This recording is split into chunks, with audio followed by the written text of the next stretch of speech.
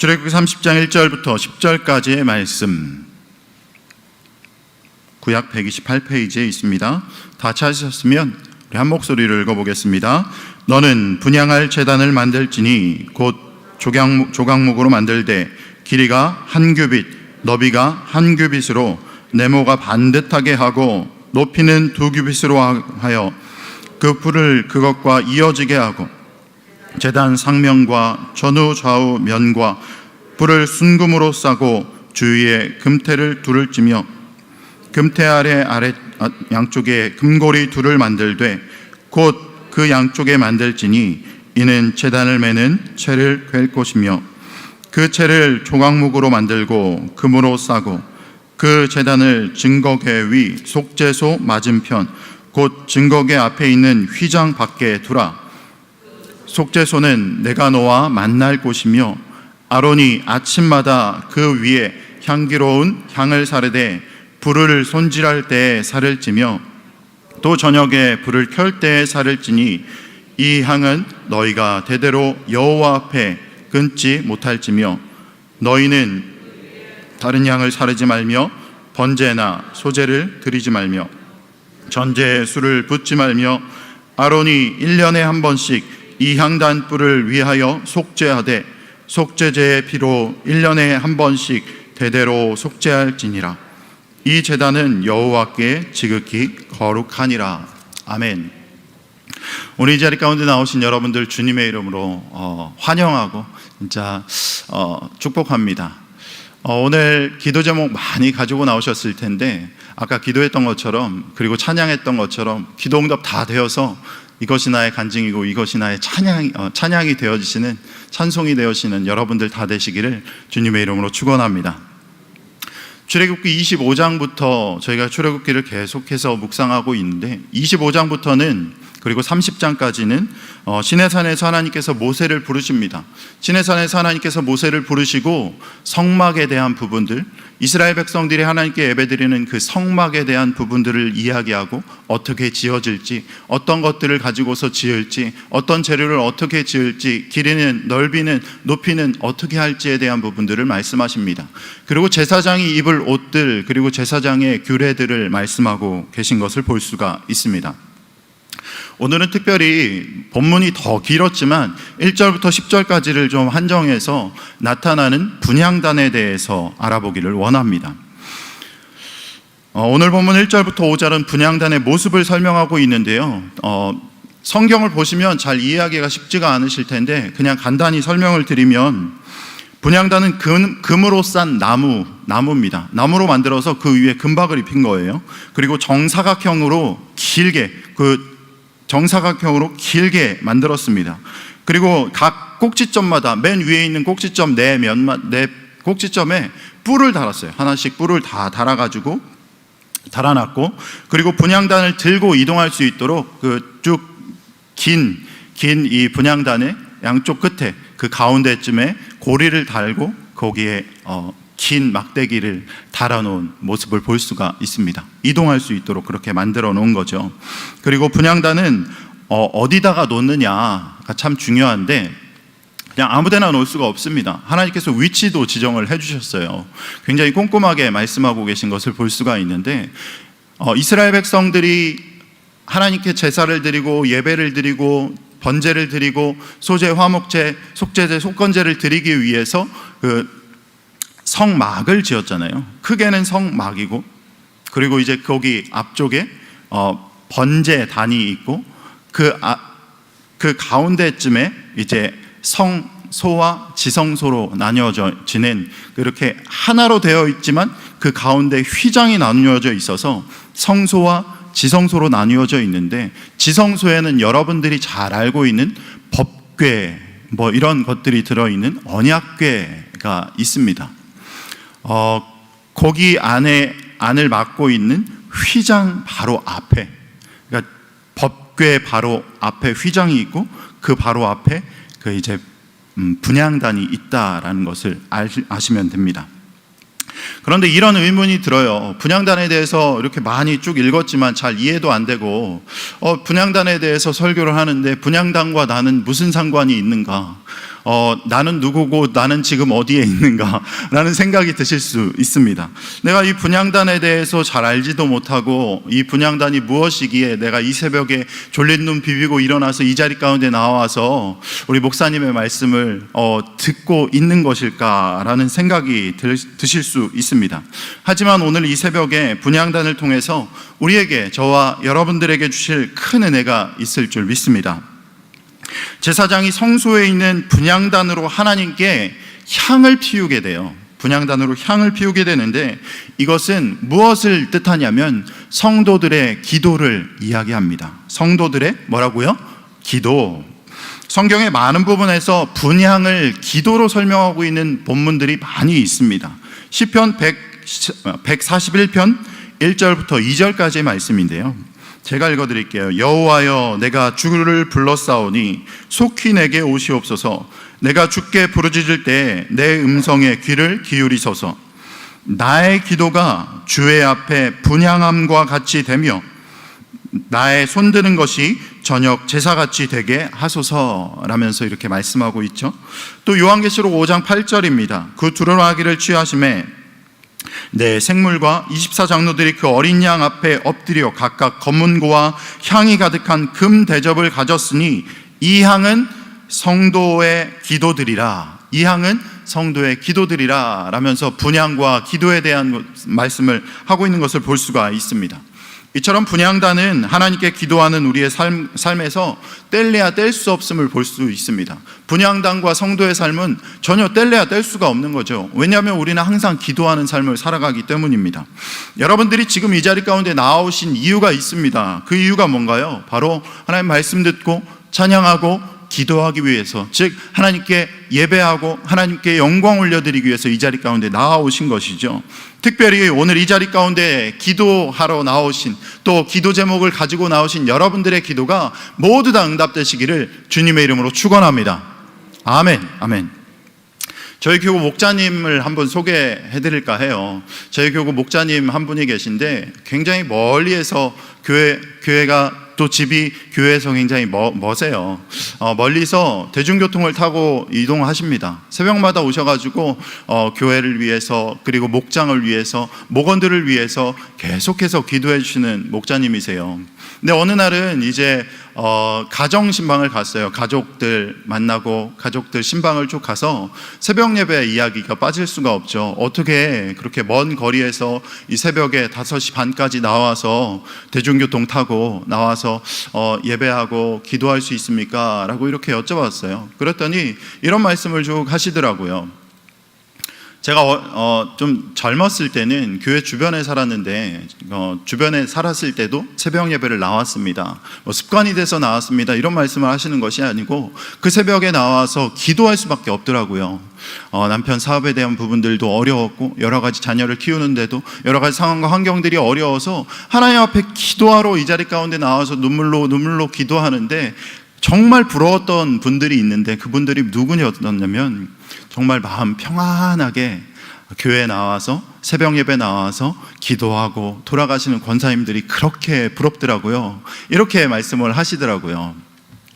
근데 그러면서 또 이렇게 말씀하세요. 제가 이제 그런 권사님이 됐습니다 라면서 이제 목장을 위해서, 목원들을 위해서, 교회를 위해서, 가정을 위해서, 나라와 민족을 위해서 기도하고 있습니다. 돌아보니까 하나님께서 나의 기도 다 응답해 주시고 나를 붙들어 주시고 나의 길 다 인도해 주셨더라고요 라는 간증을 그렇게 하시더라고요. 오늘 이 자리 가운데 나오신 여러분 모두가 여러분들이 가진 기도 제목, 돌아보니 하나님께서 응답해 주셨다, 하나님께서 함께 해 주셨다, 하나님께서 나와 함께 해 주셔서 나의 기도 제목 다 응답해 주셔서 이것이 나의 간증이고 이것이 나의 찬송이 되었습니다 라는 고백이 여러분들 입술 가운데 나오시기를 주님의 이름으로 축원합니다. 여러분, 신방 가거나 성도님들 만날 때 간간히 이런 얘기를 종종 듣습니다. 어떤 얘기냐면, 목사님 기도 언제 어떻게 해야 되는지 잘 모르겠어요, 이렇게 이야기하시는 분들도 많으세요.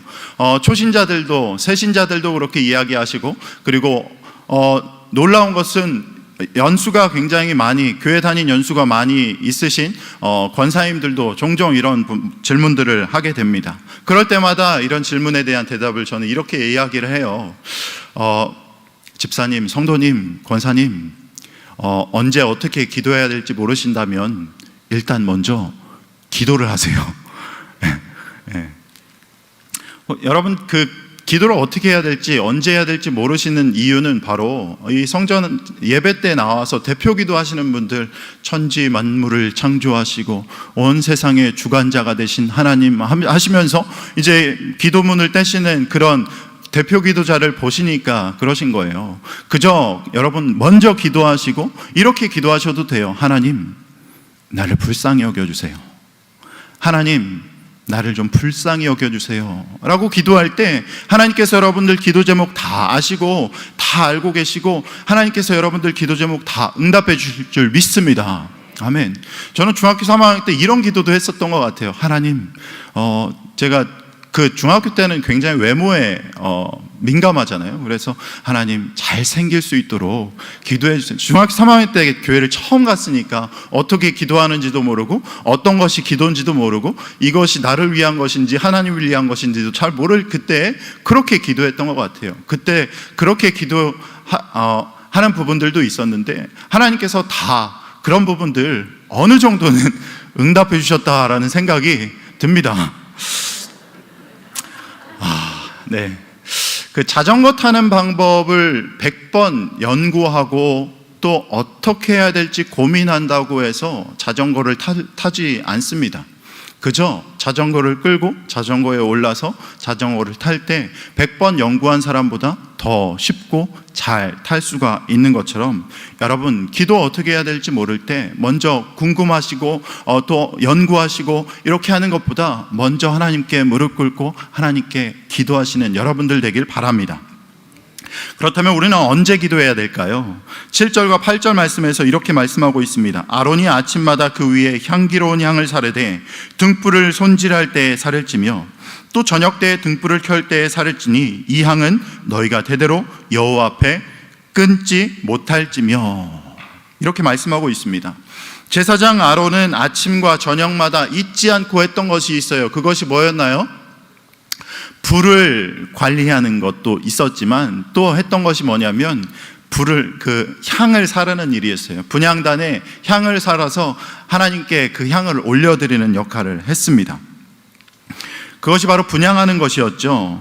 이처럼 우리도 아침 저녁의 기도, 여러분 이 자리 가운데 새벽에 나오셨잖아요. 아침에 나오셨잖아요. 아침에 드리는 기도, 그리고 저녁에 또 어떤 기도 있습니까? 우리 성전을 세움으로 모든 세대를 세우고 세상을 움직이는 교회를 세우는 또 슬로건을 가지고서 우리 강남중앙침례교회 새성전 건축 기도회가 또 계속해서 이어지고 있는 것을 볼 수가 있습니다. 어찌 보면 설교 말씀을 준비하면서 아침 저녁에 기도한다? 어떤 모습이 있을까? 우리 성도님들이 어떻게 다가갈 수 있을까를 고민했을 때 우리 교회가 그렇게 하고 있구나, 새벽 예배 드리고 있고 저녁마다 하나님께 기도하고 있는 모습들이 있구나라는 것을 떠올릴 수가 있었습니다.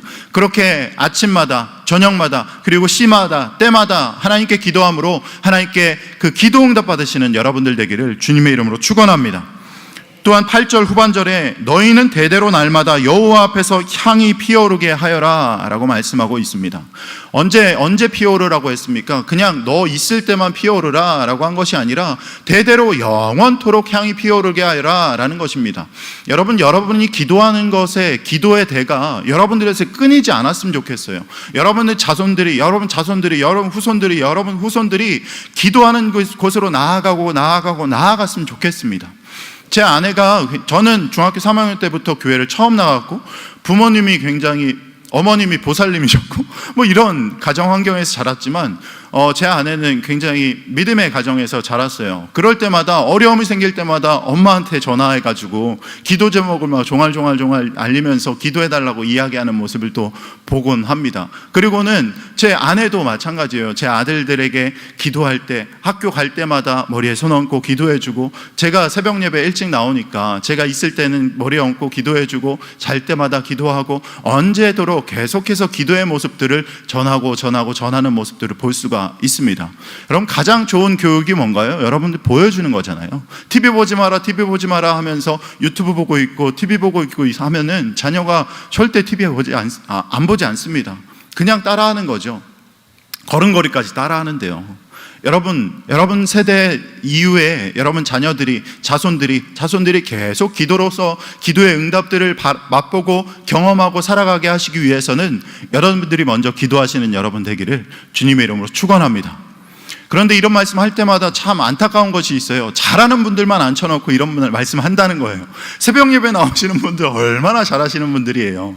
여러분들의 자녀들이 기도하심으로 기도 응답 경험하고 하나님의 자녀로 거듭나고 하나님께 주시는 놀라운 복과 은혜를 받아 누리시기를 주님의 이름으로 축원합니다. 아멘. 우리는 기도가 하나님 앞에서 이렇게 분향되어야 된다고 이야기했습니다. 아침마다 저녁마다 계속 기도해야 되고 또한 대대로 날마다 여호와 앞에서 기도가 끊이지 않아야 된다라고 말했습니다. 또 우리가 잘 알고 있는 말씀처럼 어제 수요 예배 본문 말씀이었는데요. 뭐였나요? 항상 기뻐하라, 쉬지 말고 기도하라, 범사에 감사하라. 이는 그리스도 예수 안에서 너희를 향하신 하나님의 뜻이니라 라고 말씀하고 있습니다. 하나님의 뜻, 바로 쉬지 말고 기도하는 것이라고 말하고 있죠. 오늘 이 새벽에 이 자리 가운데 나오신 여러분 모두 쉬지 않고 기도하심으로 하나님께 모든 기도 응답되어지길 바랍니다. 아멘. 또한 우리는 하나님의 방법대로 하나님께 기도해야 돼요. 보통 9절 말씀 한번 읽고 말씀을 계속 이어갈 텐데요. 9절 말씀이 같이 한번 읽어보겠습니다. 너희는 그 위에 다른 향을 사르지 말며 번제나 소제를 드리지 말며 전제의 술을 붓지 말며. 분향단에 대해서 이야기를 했는데 분향단 사용 방법을 이야기하고 있습니다. 분향단은 하나님께 향을 드릴 때만 사용해야지 번제나 소제 드릴 때, 제사 드릴 때 사용하지 말아라, 제물을 태울 때 사용하지 말아라 라는 거예요. 즉 너희가 원하는 대로 너희 뜻대로 그냥 내 사용 설명서 따라서 내가 하라는 대로 그렇게 순종하면서 나아가야 돼 라고 말씀하고 있는 것을 볼 수가 있어요. 여러분 종종 이런 기도를 들어본 적이 있습니까? 보좌를 흔드는 기도. 하나님께서는 어찌 보면 이 의미가 이렇게 해석될 수가 있어요. 하나님께서는 원치 않으시지만 내가 계속 떼쓰서 하나님 뜻을 거슬려서 그저 하나님 뜻이 아니라 내 뜻대로 하나님 응답해 주세요 라는 의미를 가진 것이라고도 볼 수가 있습니다. 여러분 성막에서 분향단으로 분향할 때 내 마음대로 분향한 것이 아니라 하나님 말씀대로 순종하면서 하는 것처럼 우리의 기도도 그저 우리의 생각대로만 기도하는 것이 아니라 하나님 뜻을 구하는 기도, 하나님 뜻대로 나아가는 기도하시는 여러분들 되기를 바랍니다. 물론 하나님께서 우리가 원하시는 기도할 때 하나님께서 그거 아니야, 그거 내 뜻이 아니야 라고 하면서 응답 안 해줄 뿐 아니십니다. 마태복음 7장 9절부터 11절 말씀에서 이렇게 말씀하고 있어요. 너희 중에 누가 아들이 떡을 달라고 하는데 돌을 주며 생선을 달라고 하는데 뱀을 줄 사람이 있겠느냐? 너희가 악한 자라도 좋은 것으로 자식에게 줄 줄 알거든 하물며 하늘에 계신 너희 아버지께서 구하는 자에게 좋은 것으로 주시지 않겠느냐라고 말씀하고 계십니다. 우리가 구할 때 하나님께서 주시잖아요. 우리 삶 가운데 여러 가지 기도 제목들 많이 경험해 봤잖아요. 기도 응답들 많이 응답 받아봤고 하나님 기도하시니까 주시는구나. 그러니까 더 기도하게 되고 더 하나님께 나아가게 되고 더 하나님께 무릎 꿇게 되는 것을 볼 수가 있습니다. 우리가 간절히 기도할 때 하나님께서 응답해 주십니다. 아멘. 그렇기 때문에 하나님께 드리는 기도, 그런데 우리가 더 중요한 게 있습니다. 아까 뭐라고 얘기했죠? 하나님의 뜻을 구하는 기도를 해야 된다라고 말씀했습니다. 왜 그런 뜻을 구하는 기도를 해야 되냐면 하나님께서는 너는 내게 부르짖으라, 내가 내게 응답하겠고 내가 알지 못하는 크고 비밀한 일을 내게 보이리라 라고 말씀하고 있습니다. 보좌를 흔드는 기도를 통해서 여러분들이 원하는 것 하나님께 응답 받았습니다. 하지만 하나님께서는 여러분들이 알지 못하는 여러분들이 생각하는 것 이상의 크고 은밀한 것들을 하나님께서 여러분들에게 베풀어 주시고자 하는데 여러분들이 그저 하나님을 한정지어서 여러분 기도 제목 이것만 응답해 주시면 됩니다 라고 하시는 모습을 볼 수가 있습니다. 어찌 보면 굉장히 좀 어리석은 모습이라고도 할 수가 있는 거죠.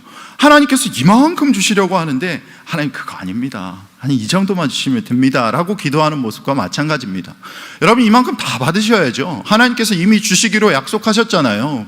이미 주시기로 하나님께서 응답하시기로 하셨으니 하나님의 뜻을 구하는 기도를 통해서 하나님 저는 잘 알지 못하지만 하나님께서 나에게 이런 것도 부어주시고 이런 것도 부어주시고 그 이상의 것들 하나님 주시고자 하는 것들 하나님 뜻대로 하나님 나에게 응답하여 주세요 라고 그렇게 기도하시는 여러분들 되기를 주님의 이름으로 축원합니다.